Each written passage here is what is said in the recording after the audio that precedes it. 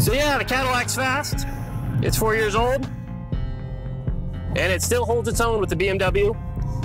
But overall, it's about a second and a half slower than the new manual transmissioned M5. However, we actually prefer driving the Cadillac.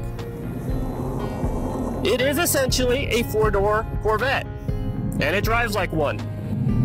In fact, this car is about a second quicker than the last base model Corvette we tested here. That's an impressive statistic. The only thing that we think the Cadillac CTS-V needs to move forward into 2012 is possibly an update with its navigation system. Do we care? No. So why don't we do a hot lap? Roll up our sleeves, get down to it.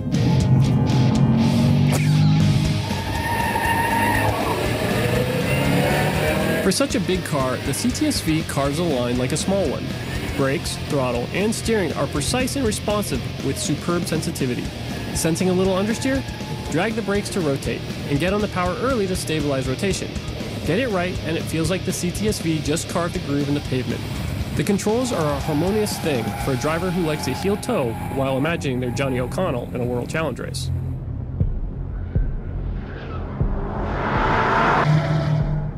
Apples to apples. CTS-V to M5. Manual transmission, manual transmission. Rear-wheel drive, rear-wheel drive. Force induction V8, force induction V8. Doesn't get any better than that. However, you can get the M5 with a dual clutch transmission. The DCT is only going to make this thing even quicker. So we're a second and a half quicker now. I can only imagine what the DCT will do to this thing. It just so happens we have one. We're going to take it out to our test track and see exactly how much quicker the DCT is than the manual. Is the DCT worth it? For speed? Sure. But if you really want to drive the car and enjoy driving it, manual's the only way to go. So enough about the differences of the cars. I'm on a racetrack. I'm in the new M5. I've got stability control turned off. Got everything in the sport setting. I'm doing a hot lap. Want to come with me?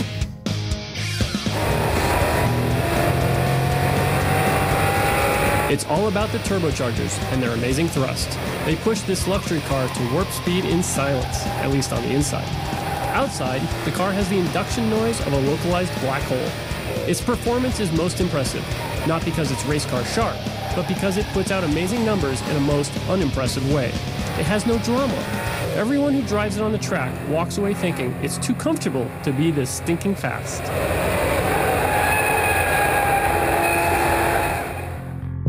So now that we've thoroughly explored the limits of these two on the track, it's time to hit the road. The CTS-V is softened slightly with the adjustment of the magnetic ride control shock set to tour. Its supercharged V8 retains the effortless torque, making backroad cruising plenty comfortable. It loafs along like a well-fed lion. The M5 in comparison goes to full luxury when all its buttons are pushed to the soft setting. So much so you can almost forget it's an M model. Only the thick steering wheel gives it away, while the CTS-V feels like a sports car going slow. The M5 is transformed to a high-performance yacht. We spent the predominant amount of time on the road with the dual-clutch transmission in the M5, and not the 6-speed manual. The M, DCT as it's known, doesn't wholly transform the car, but does make it shift quickly, and for all intended purposes, it's an awesome automatic, but we still prefer to change our own gears.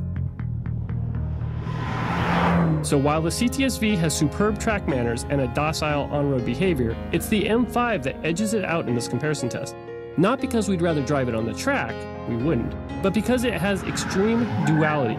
It puts down blistering fast lap times, but also coddles its occupants on the road as well as any luxury car could. Not the accomplishment we'd expect from BMW's new M5, but a success for the Bavarian Bruiser nonetheless.